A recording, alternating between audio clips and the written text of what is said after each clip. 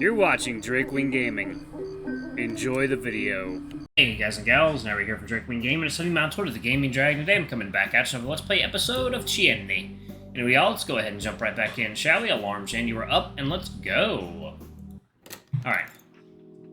I reached the guest room next to Tom's. The bed is neatly made, but the rest of the room looks like it hasn't been touched in years. Dust clings at almost every surface. Meh, it's just for the night. I lie down, staring at the ceiling, lost between thinking about everything and nothing. I toss and turn, trying to find a comfortable position. Thoughts of what transpired earlier keep me awake for a while longer. The pictures I found would suggest that Camille's been obsessed with Tom, but I still can't figure out why that'd be. His declining mental state definitely plays a role in this, not to mention how weird he's been acting when communicating with Tom. The way his words are always some riddle, not to mention the break-in and him stealing Tom's money. I need to find him, soon. With that thought, I finally let my body succumb to the weight of sleep.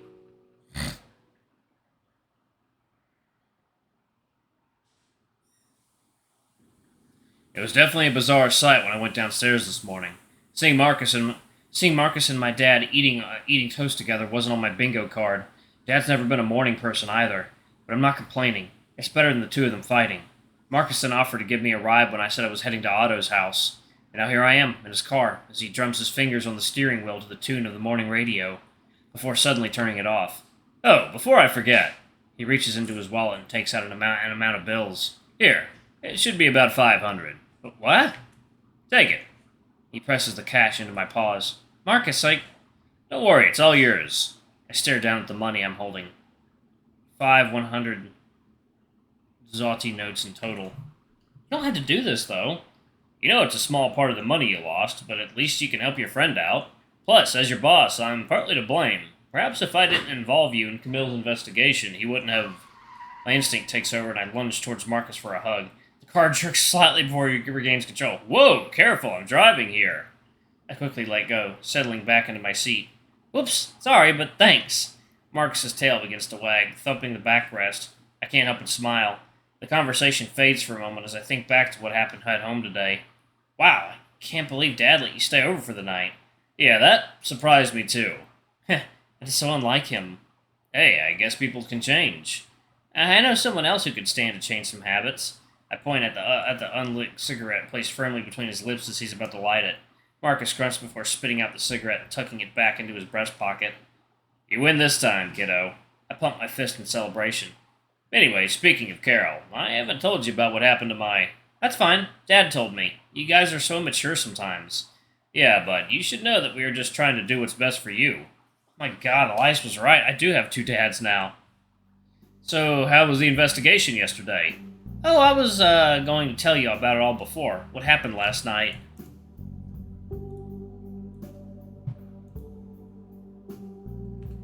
I got Daria to talk to me. She admitted that she and Camille know each other. In fact, they're in a relationship. Oh? And how did you manage to get her to tell you? We had to pull her aside to the back alley of the restaurant, where there was no one around, so she could open up. Raymond helped. Smart thinking. Anything else? I take a few seconds to recall the way she acted. Also, I think somebody's stalking her? You sure? She told me that she felt like somebody was following her. Following her? That's probably Camille, then. I'm not so sure. She seemed pretty scared about it, and she didn't give me the impression that she was afraid of Camille or that he'd hurt her. She seemed more concerned for him. That would explain why she was so scared when I approached her. That makes sense now. Good work, Tom. Shh, it's nothing. Marcus falls silent. I can tell the gears in his head are turning. I still haven't told him about us actually going to Clomino, and I'm not sure I want to until I have something useful. But I need his help. By the way, I went to the town hall to investigate about Clomino's history. Why are you interested in Clomino's history? I thought it'd be related to the case about the missing students, since they were planning to visit the place. Marcus frowns before nodding. Makes sense.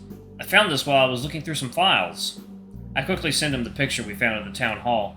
Marcus flips out his phone and stares at the image for a few seconds. This bear does look like Bernard, if that's what you're thinking. Right? Mind asking him about it? This photo seems ancient. Clomino already looked abandoned when I got there. But you'll still help me out, right?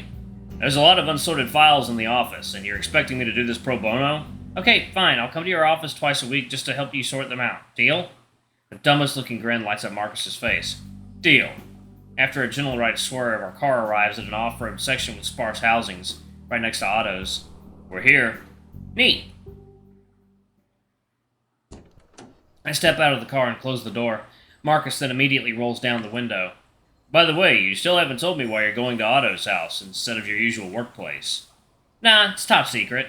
Let me guess, you're throwing Anna a surprise party? How did you... Well, Anna did say she went to the Occult Fest and that the event ended yesterday, so if you put two and two together... Okay, fine, just don't tell her if you run into her. Bye, Marcus. Marcus makes a zipping gesture across his lips. Don't worry, I won't barge into your boy's business again. My cheeks instantly flush. Of course he saw Otto and I. Just leave already. Chuckling loudly, Marcus speeds off. Can't believe he reminded me of last night. With everything that happened after, I was barely thinking about it myself. Of course, I'll need to talk about that with Otto himself. I'll walk up to Otto's front door and press the doorbell. Hey, Tom. Thanks for coming. Come on in. Yesterday he tried to eat my face, and now he's acting so formal. Thanks. Alright, y'all. I'm gonna pause it right here. I'm gonna get some water. I'll be right back. Alright, guys and gals, and we are back. Let's go ahead and jump back into it, shall we? Okay. Otto's place is a small and cozy dwelling located close to the lumber mill where he works. Make yourself comfortable. Bit of a mess. Make yourself comfortable, but a bit of a mess. But once we put up the balloons and the banner, it'll look super festive. Oh yeah, Anna said they'll be here in the early morning, so we got plenty of time to finish up decorating. Do you mind helping? That's why I'm here. Neat. Right. Let's fix that banner. Otto proceeds to place two chairs on opposite sides of the wall and climbs up on one of them. Okay, Tom. Climb on that chair and grab the other end of the banner and help me prop this up nicely. I nod and follow his instructions. Just a scoosh to the right. A bit higher. I can hear every word he says, but it's hard to focus with my mind wandering back to last night again and again. Tom? Is everything okay? I still don't answer him as I climb down from the chair and sit on it instead. Otto follows suit, looking puzzled. Hey, Otto? Yeah? Can I ask you something? Sure. Why did you kiss me last night? Kiss? Oh, yeah, that was stupid of me. It was a mistake. I shouldn't have done that. Why did you do it, though? Because I saw you looking so hurt trying to help me, and, I thought kissing me would make me feel better. No, I wasn't even thinking straight. Tom, I'm sorry. Of course you weren't thinking straight, kissing a guy. And you sprint away like a cheetah when my dad walked in on us. I panicked, okay? I let out a huff. For fuck's sake, Otto, if you're gonna do something like that, at least be able to say why. I'm gonna ask you one more question. I want you to be honest with me. Do you have feelings for me? You're a good friend, and I... Just answer the... I do! Ever since we became friends, I thought it was just a funny feeling that I'd grow out of eventually. I thought as much. But I didn't, and I was scared of letting everyone down if I came out to them. I put my hand on his shoulder. I think everyone close to you already figured out your preference. Besides, Anna did come out to your parents, and that turned out fine. Yeah, but by then the parents had already assumed that I'd end up marrying a woman and inheriting the family business. Okay, so maybe everyone except your parents, but if they knew the truth, I feel they'd never think any less of you. As a matter of fact, I think they'd be happy for you. A sad smile forms on his face before he turns around and picks up some balloons rolling on the floor. Anyway, we need to tie these balloons together. I give him a smile. Sure, let me help. The conversation peters out as we focus on tying the balloons. I'm glad he finally confessed with his own words, but I'm unsure how to handle it from now on. So, David's back, huh? That's nice. Why? Well, you two used to be really close. I give him a sideways glance. Is this why he finally decided to make a move?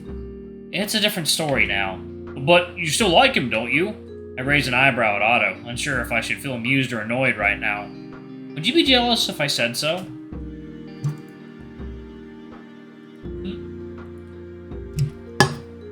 Second deal, let me crack this baby open. There we go. Alright. Otto slowly nods. Given how much you've kowtowed to your family's wishes, you can be quite selfish yourself. He blushes as he looks away, silent. Honestly, I feel irritated that he simply ran away after the kiss. At least you finally have the balls to go after what you want. As for David, he is a complicated issue. It's hard to say at this point. He did ghost me for 6 years. But maybe he'll finally get his shit together and won't leave his friends behind again. I see. Well, either way, it's okay if you don't feel the same way, I get it. Well, we did have a proper snog before my dad walked in. Didn't realize you're such a good kisser. Where did you learn that? You know what? Don't tell me. Okay. Otto averts his gaze, looking down, but I catch the slow curl of a smile forming. It's subtle, almost hesitant, but unmistakable. Perhaps he's glad that he's finally opened up about his feelings. But if I were to reciprocate his feelings, I must also be honest to him about Jacob. Otherwise, I don't know if things would ever work out between us. Tell him the truth about Jacob. Things about Jacob. Oh, this is important. Okay. Very important. There you go.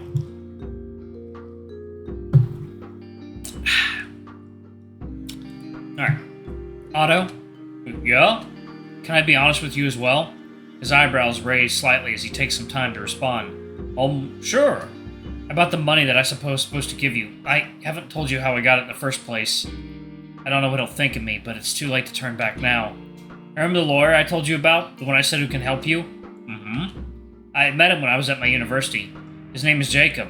We dated for a bit until I found out that at the time he was already married to a woman. When I confronted him about it, he explained that his marriage had turned stale and he already knew that his wife had also been cheating on him. But they stayed married anyway to keep up the appearance of a well-off family. After uni, I was going to cut him off for good, but he managed to convince me that we should keep having hookups and offered me a large sum of money each time. And everything turned to shit after my mom disappeared. My dad became an alcoholic. That's how he keeps creeping back into my life. Every time I'm in a pinch, I keep crawling back to him. I take some time to mince my words, but I'm struggling to carry on. I can only stare into his glassy eyes. So, the money you got was after you met him? I'm sorry. You probably think I'm such a whore now. No, Tom, I'll never judge you for this. But if I knew you were going to do this, I would have stopped you. He needed the money. Otto gets closer and sits next to me, grasping my knee. Don't worry about it, Tom. I'm sorry that I dragged you into this, though. It feels good to finally get something off my chest about Jacob. I guess I'd never really expected Otto to judge me for it. He's not that kind of person.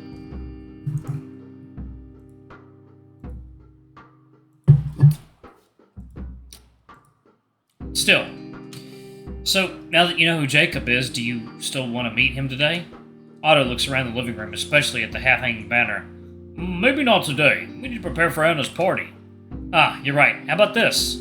I take out my phone and send Otto a text. His phone buzzes in his pocket and he pulls it out. I've sent you Jacob's number. Just tell him you're my friend and that I gave it to you. You two can set up a meeting on your own. Okay, but won't you come along? Well, if you insist. Yes, please, if you don't mind. Sure, just let me know when you're meeting, and I'll try to be there. Thanks. I'm not gonna lie, I'm kind of nervous about meeting him. Ooh, excuse me. Hey, relax. I don't think he'll do anything to you, as much as he likes to mess around. He keeps things professional with his legal clients. Oh, I see. Plus, I don't think you're his type. Oh? Then what is his type? Oh, I got it. Otto's phone buzzes again and he picks up the call. Hey, Mom. Oh, thanks, Mom. Yeah, we'll be on our way soon. Otto hangs up. Mom called about the cake. It's ready, so we need to pick it up. What about the balloons? Oh, those can wait. Let's go catch the bus. Oh, I almost forgot that you already sold your car.